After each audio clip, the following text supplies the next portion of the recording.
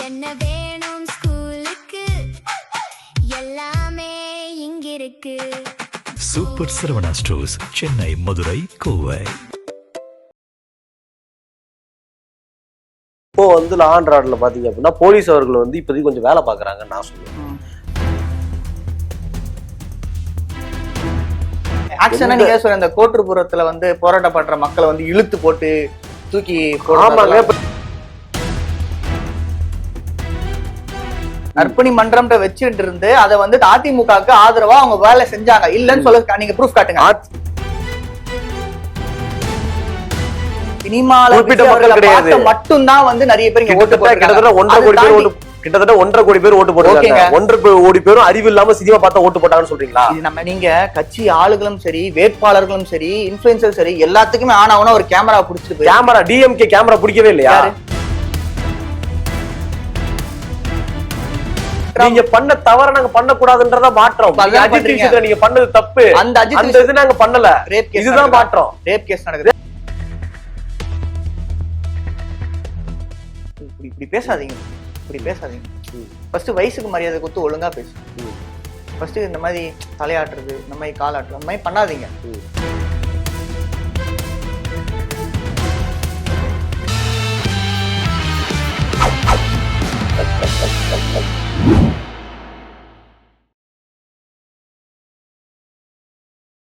GeM TV நேயர்களுக்கு வணக்கம். நான் விஜய் அபிஷேக். இன்னைக்கு நம்ம அரசியல் ஆடுகளத்துல யார் கூட இருக்கோம்னு பாத்தீங்க அப்படின்னா நண்பர் ஆரோன் கூட தான் இருக்கும். ஆரோன் வணக்கம். வணக்கம் ப்ரோ.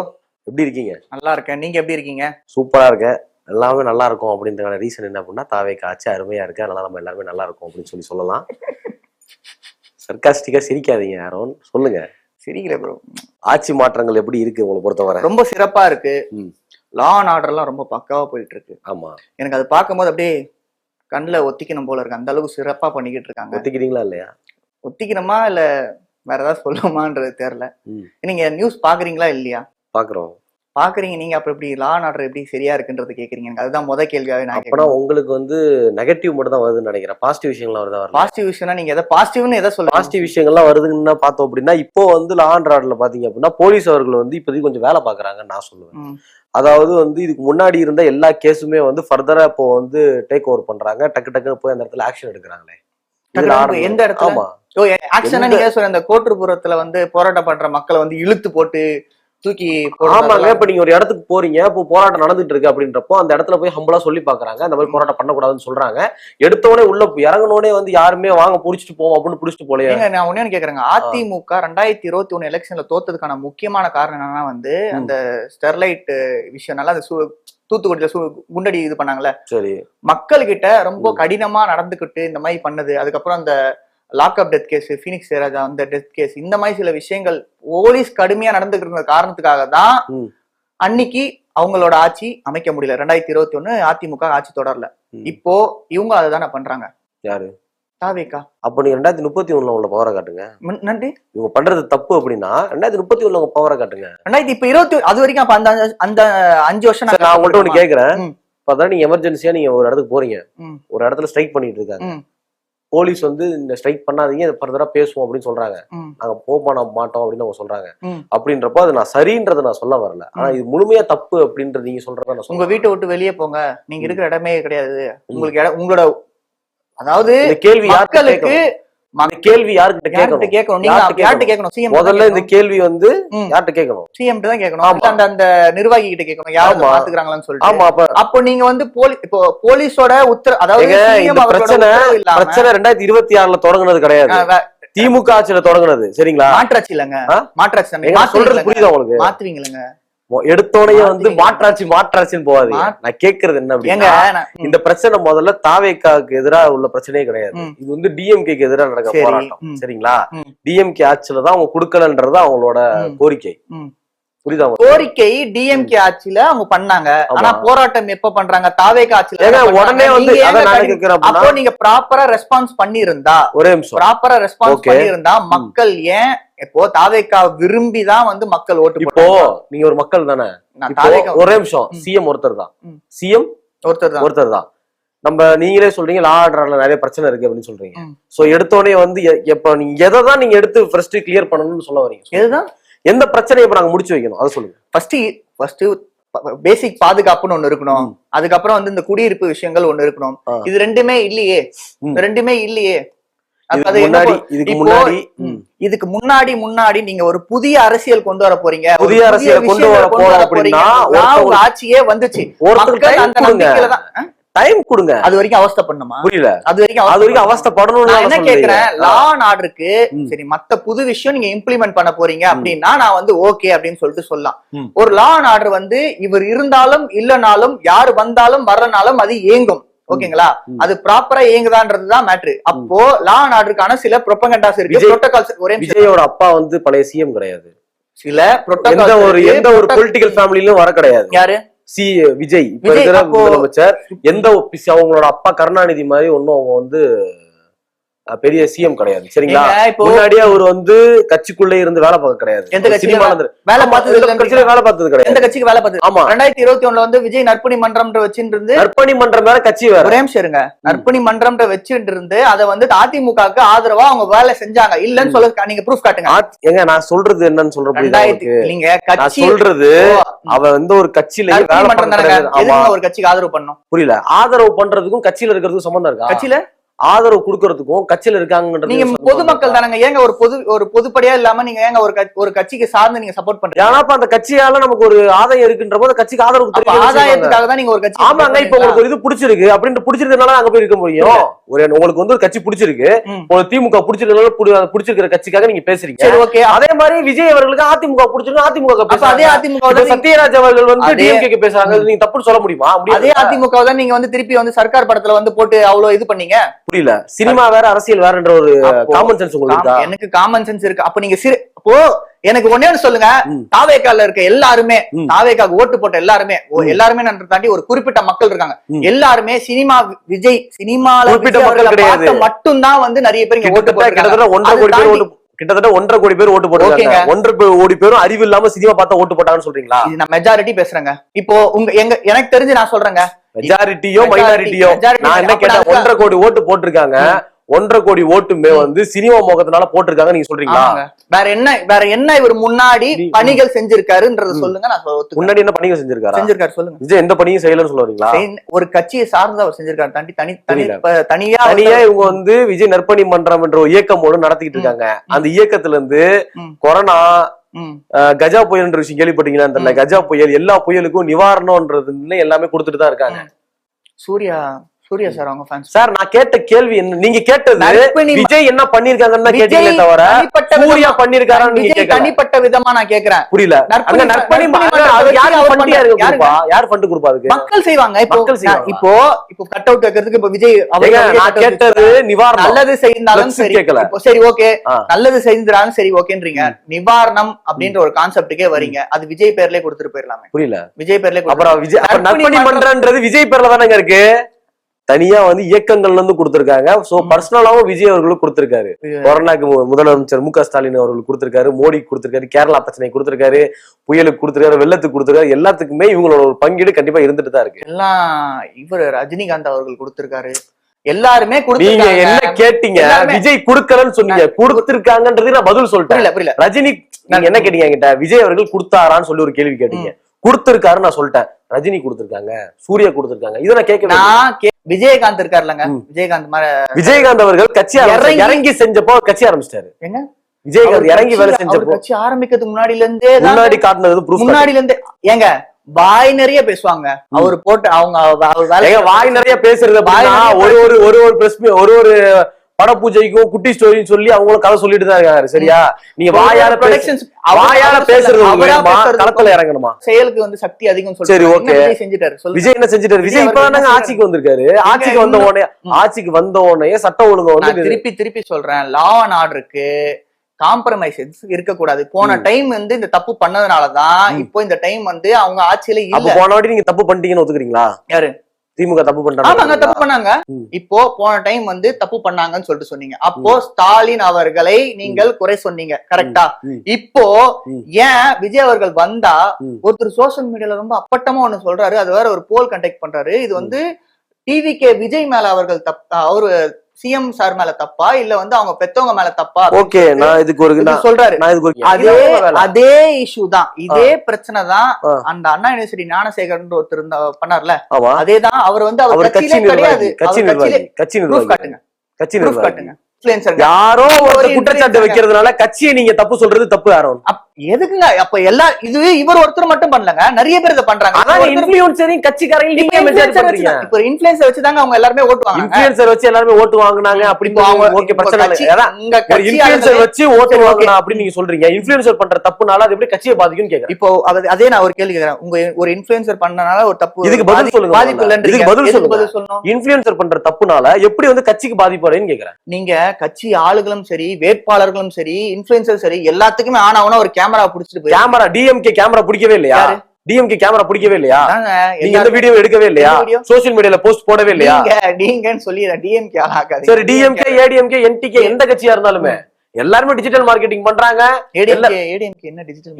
ஏடிஎம்கே ஐடி விங் இல்லீங்களா? ஐடி விங் இல்ல, ஏடிஎம்கே அது இருக்கா? ஆமா, ஞாபகப்படுத்தணும் உங்களுக்கு இருக்கா அப்படின்றதை ஞாபகப்படுத்தணும். ஏன்னா அந்த அளவுக்கு சீர் இல்லாம இருக்கிறாரு. ஆமா, சீர் இல்லாம தான் இருக்கு. ஆமா, இல்ல அதுதாங்க நானும் சொல்றேன். அது யாரோட தொட்டதுக்கு? அது யாரோட தப்பு? நீங்க நான் என்னன்னு கேக்குறேன், தொட்டதுக்கெல்லாமே நீங்க வந்து பண்றீங்க. நிறைய பொய் விஷயங்களை வந்து நீங்க பரப்புறீங்க. இது எப்படிங்க கட்சியை பாதிக்கும்? நான் கேக்குறது என்னன்னா, ஒரு தனி மனிதன் அவன் வீடியோ போடுறதும் போடாதும் அவன் விருப்பம். உங்க கட்சி ஆளுங்களுமே போடுறாங்க. கட்சி ஆளுங்க யாரு போட்டா? இன்ஃப்ளூயன்சர் யாரு இருக்கா? தொட்டதுக்கு எல்லாத்துக்கும் கட்சி நிர்வாகிகள், எம்எல்ஏ, எம்எல்ஏவே இன்ஃப்ளூயன்சர் மாதிரி தானங்க இப்ப பண்ணிட்டு இருக்காருங்க. என்ன எம்எல்ஏ மினிஸ்டர் எல்லாமே மினிஸ்டர் கீர்த்தனா அவர்கள் அவங்க என்ன வந்து என்ன இன்ஃப்ளூயன்ஸ் பண்ணாங்க? அவங்க வந்து ஒரு அந்த வீடியோ ஃபுல்லா பாத்தீங்களா? என்ன பேசுனாங்க அதுல? அவங்க வந்து இந்த இண்டஸ்ட்ரீஸ் எல்லாம் இருக்கு, இது இருக்கு, அது இருக்குன்னு. ஆமா, அத வந்து அதே ஒரு பிரஸ் மீட்ல வந்து ஒரு பெண்ணுக்கு இப்படி நடந்துருச்சு, ஒரு பெண்ணா நீங்க என்ன பேசுறீங்கன்னு கேட்கும்போது வந்து அப்ப பதில் சொல்ல, எதா இருந்தாலும் அட்மினிஸ்ட்ரேட்டிவ் கேள்வி மட்டும் கேளுங்க, எதா இருந்தாலும் மீதி 6 மணி. நீங்க தானங்க சொன்னீங்க புதுசா வந்திருக்காங்கன்னு சொல்றீங்க இல்லங்க. புதுசா வந்திருக்கவங்களுக்கு எது பேசணும் எது பேசக்கூடாதுன்ற ஒரு நாகரிகம். ஏன்னா நான் என்ன சொல்றேன்ல, கட்சியில இருக்கிற 234 பேருமே வந்து யாருமே வந்து புரியல. ஊமையாங்கலாம் கிடையாது. என்ன பேசணும் என்ன பேசக்கூடாது ஒண்ணு கேக்குறேன்.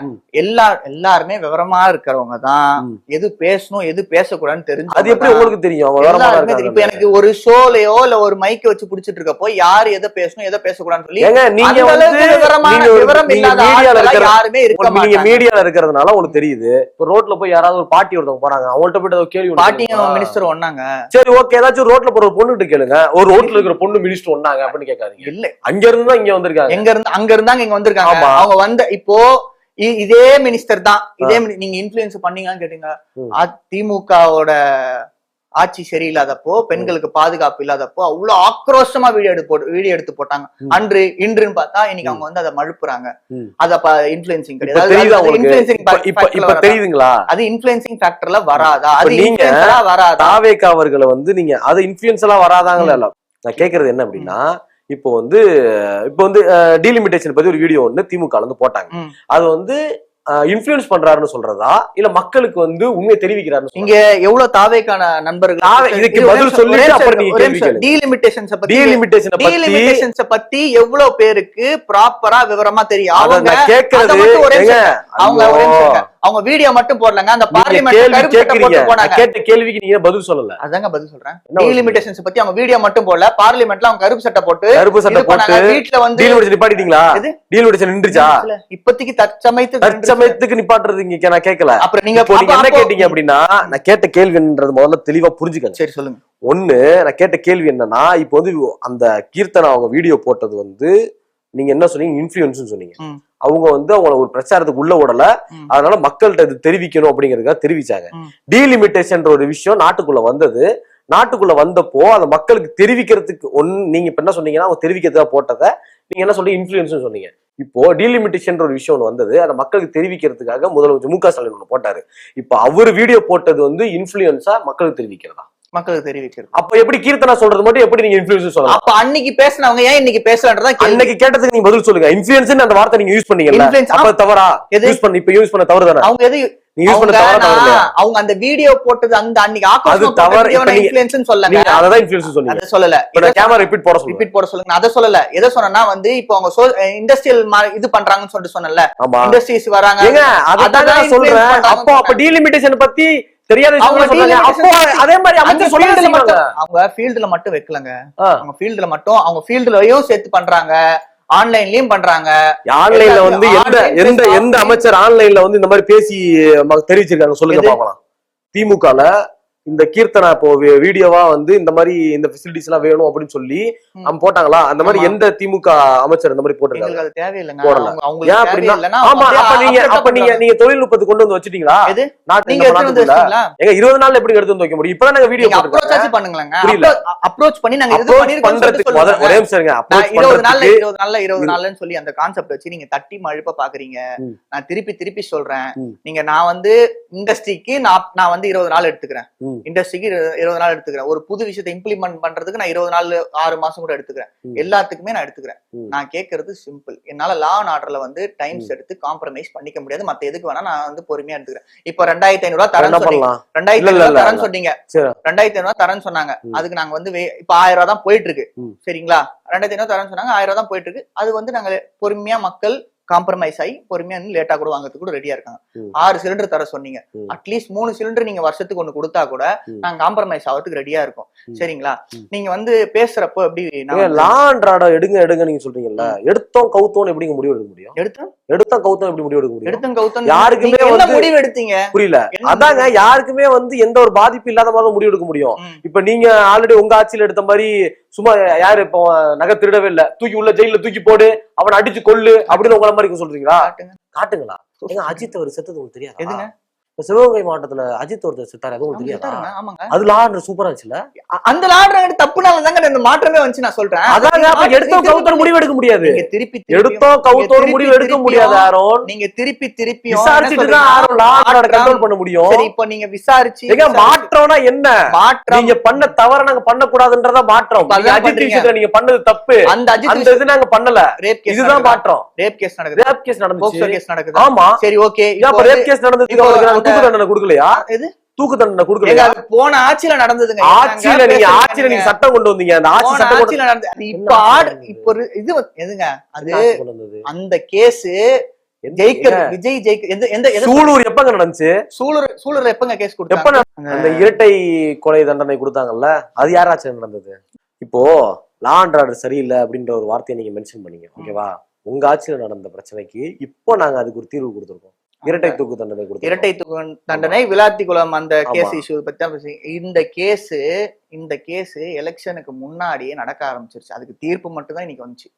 தீர்ப்பு மட்டும் தான் இப்ப ரீசெண்டா வந்துச்சு. ஓகே, தீர்ப்பு அது முன்னாடியே வந்தது. வந்துச்சு. இப்ப இது லா அண்ட் நீங்க ஆர்டர் ஃபர்ஸ்ட் ஒரு கிளாரிட்டிக்கு தீர்ப்பு கொடுத்தது எந்த லா அண்ட் ஆர்டர்? ஒரே நிமிஷம் சார், ஒரே நிமிஷம். நான் என்ன கேக்குறேன், ஒரு கிளாரிட்டிக்கு வாங்க. ஃபர்ஸ்ட் சூலூருக்கும் விளாத்தி குளத்துக்கு டிஃபரன்ஸ் கொண்டு வாங்க. அவங்களுக்கு சூலூருக்கு கொடுத்தது குண்டாசு, இவங்களுக்கு வந்து இரட்டை தூக்கு தண்டனை கொடுத்திருக்காங்க. சரிங்களா? இப்போ இதுக்கும் அதுக்கும் நீங்க வந்து ஃபர்ஸ்ட் கனெக்ட் பண்ணி நீங்க பேசுனீங்க. நீங்க ஃபர்ஸ்ட் ஒரு கிளாரிட்டிக்கு வாங்க. எதுக்கு எதுன்றத சொல்லிட்டு சொல்லுங்க. ஓகே, நீங்க நல்லா போராடி இருக்கீங்க, டீலிமிட்டேஷன் பத்தி பேசுறீங்க, போய் கருப்பு சட்டை போட்டு உட்காந்துருக்கீங்க. நீங்களும் கருப்பு சட்டை தான் போட்டு நான் உட்காந்துருக்கேன், அது பிரச்சனை இல்ல. பேச்ச மாத்தாதீங்க. அதான், நீ பேச்ச மாத்தாதீங்க. அதே மாதிரி வந்து வாசல் வந்து கொடியேற்றினதுக்கு அப்புறம் ஏதோ ஒரு பேப்பர் ஒண்ணு எரிச்சிங்களே, என்னது அது? ஏதோ ஒரு பேப்பர். என்ன பேப்பர்? நீங்க தான் சொல்லுங்க. டிம்மி பேப்பரா? டிம்மி பேப்பரா? டிம்மி பேப்பர் கிடையாது, அது பேர் மசோதா நகல். மசோதா பேப்பர். நீங்க என்ன கேள்வி கேட்க மசோதா வரீங்கன்றது தெரியும். அந்த மசோதால வந்து அந்த ஒரு விஷயத்தை இம்ப்ளிமெண்ட் பண்றப்போ ஒரு பேப்பர், அப்படி ஒரு பேப்பர் கொடுக்கவே இல்லைங்க. கொடுக்கல. இவங்க சும்மா அப்ப நீங்க கொளுத்தி வீடியோ எடுத்தது இன்ஃப்ளூயன்ஸ் பண்றதுன்னு எடுத்துக்கலாமா? சும்மா ஏதோ ஒரு பேப்பரை கொளுத்தி இருக்காங்க. அப்போ அத வீடியோ எடுத்தது இன்ஃப்ளூயன்ஸ் பண்றதுன்னு எடுத்துக்கலாமா? அப்ப நீங்க இன்ஃப்ளூயன்ஸ் பண்ணிருக்கீங்களா? இப்போ அது நான் கேக்குறேன். இப்போ நீங்க டீலிமிட்டேஷன்ஸ் வரதுனால ஏங்க இன்ஃப்ளூயன்ஸ் பண்ணிருக்கீங்களா பண்ணலையா? ஆமாங்க, இன்ஃப்ளூயன்ஸ் பண்ணிருக்கீங்கல்ல.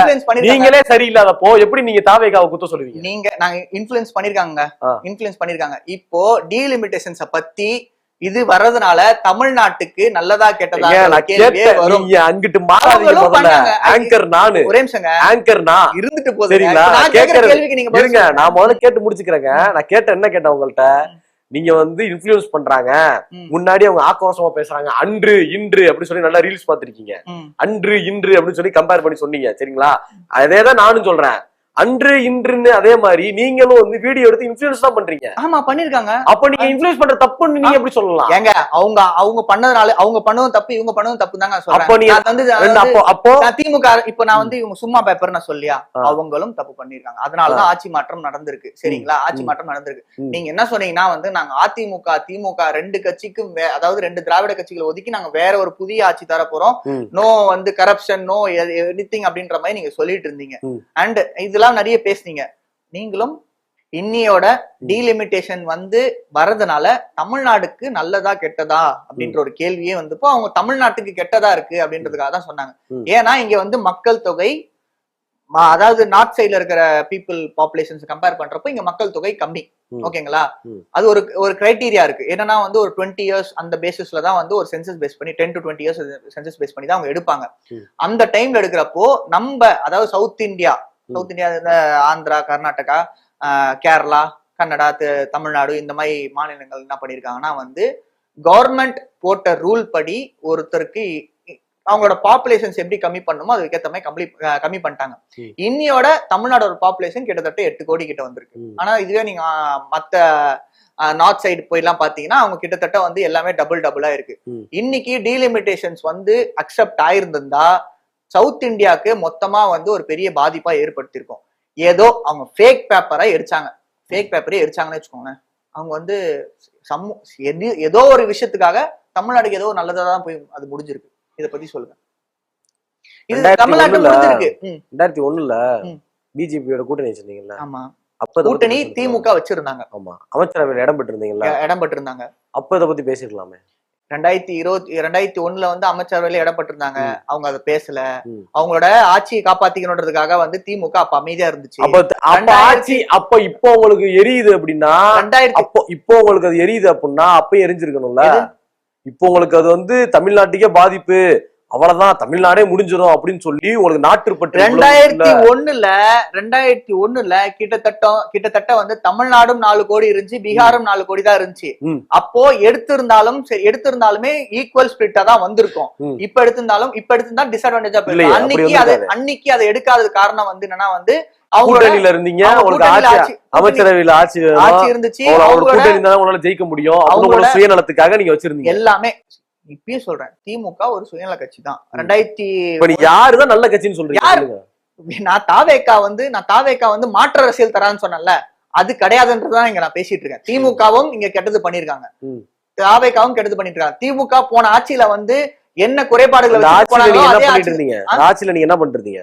திமுக ஆட்சியில என்ன குறைபாடு இருந்துச்சோ அதே ஆட்சி தான் திமுக ஆட்சியில நீங்க என்ன பண்ணிட்டு இருந்தீங்க? என்ன பண்ணிட்டு இருந்தீங்க? அத கேக்குறேன், உங்கள்ட்ட கேக்குறேன். திமுக ஆட்சி சரியில்லைன்னு சொன்னீங்கல்ல, அந்த ஆட்சியில நீங்க என்ன பண்ணிட்டு இருந்தீங்க? என்ன பண்ணிட்டு இருந்தா கேள்வி கேட்க வேண்டியதுதான். அதே மாதிரி கேள்வி கேள்வி அதுக்கான தக்க பதில் உங்களுக்கு கண்டிப்பா நீங்களே சொல்லிக்க வேண்டியதான். இப்போ இன்னைக்கு ஒருத்தர் கேள்வி கேட்டாருங்க, கேட்டாரு. அதான் சொல்றேன், உங்க பேர் என்னங்க? அபிஷேக். இப்படி பேசாதீங்க ப்ரோ, இப்படி பேசாதீங்க. ஃபர்ஸ்ட் வயசுக்கு மரியாதை கொடுத்து ஒழுங்கா பேசுங்க. ஃபர்ஸ்ட் இந்த மாதிரி தலையாட்டுறது, இந்த மாதிரி காலாட்டுறது, அந்த மாதிரி பண்ணாதீங்க. இப்படி நான் உங்ககிட்ட பேசினா அது எவ்வளவு அநாகரிகமா இருக்கு. இப்படிதான் ஒரு எம்எல்ஏ வந்து ஒரு பொதுமக்கள்கிட்ட பேசியிருக்காரு. நீங்க நீங்க இருக்கீங்க, போலீஸ் வந்து எதிர்த்தாப்புல உட்கார்ந்துருக்காரு, காலத்துக்கு போட்டு உட்காருங்க அப்படின்னு சொல்றீங்க, போலீஸ் என்ன சொல்லுவாரு? அப்போ வந்து ஒரு எம்எல்ஏ வந்து நிக்கிறாருன்றப்ப, எம்எல்ஏன்றது ஒரு நிர்வாகி தாங்க, நிர்வாகி தான். நீங்க போலீஸ் சூப்பரா ஒரு கேள்வி சொன்னீங்க. போலீஸ் இதே ஒரு வீடியோ எடுத்து காட்டுறேன் உங்களுக்கு. நீங்க உங்களுக்கு ஒரு டாபிக் நான் கொடுத்தேன்னா வேற இடத்துக்கு சேஞ்ச் ஆகுறீங்களே. நீங்க தான் போலீஸ்னு சொன்னீங்க, நீங்க தான் போலீஸ் சொன்னீங்க. எக்ஸாம்பிள் சொல்றேன், நான் உங்கள்ட்ட எக்ஸாம்பிள் சொன்னேன், நீங்க நிகழ்வுக்கு போறீங்க. ஒரே நிமிஷம், அப்படியே ஒரு நிர்வாகி ஒருத்தர் வந்திருக்காரு. நிர்வாகிட்ட வந்து எனக்கு வந்து எழுத தெரியும், படிக்க தெரியாது அப்படின்னு அவன் சொன்னான். சரிங்களா? ஒரு நிர்வாகி வந்து இதை படிச்சு காட்டு அப்படின்னு சொல்றாரு. உங்களுக்கு படிக்க தெரியும், என்ன சொல்லணும்? எனக்கு எழுத தெரியும், படிக்க தெரியாது. எப்படி எழுத தெரியும், எப்படி படிக்க தெரியாம இருக்கும் அந்த பையனுக்கு? ஓகேவா? அப்போ அந்த இடத்துல ஒரு நிர்வாகியை நீங்க அசிங்கப்படுத்துறீங்க, மக்களால தேர்ந்தெடுக்கப்பட்ட ஒரு நிர்வாகியை அசிங்கப்படுத்திருக்கீங்க. அப்படின்றப்போ ஒரு நிர்வாகிக்கு கோவம் வரக்கூடாது, மனுஷன் இல்லையா அவன்? நீங்க அதாவது பொதுமக்கள் வந்து நிர்வாகி அசிங்கப்படுத்தக்கூடாதுன்னு நீங்க சொல்றீங்க. எந்த தாவேகா உறுப்பினரும் சரி, எந்த தாவேக்காவும் சோசியல் மீடியால போயிட்டோ இல்ல நேரடியாவோ வந்து யாரையுமே எந்த இவரையுமே வந்து பதில் சொல்லுங்க, அப்புறம் நீங்க கேள்வி கேளுங்க. இருங்க, அவர் பண்ணது தப்பு தாங்க, அவர் பண்ணது தப்பாவே இருக்கட்டுங்க.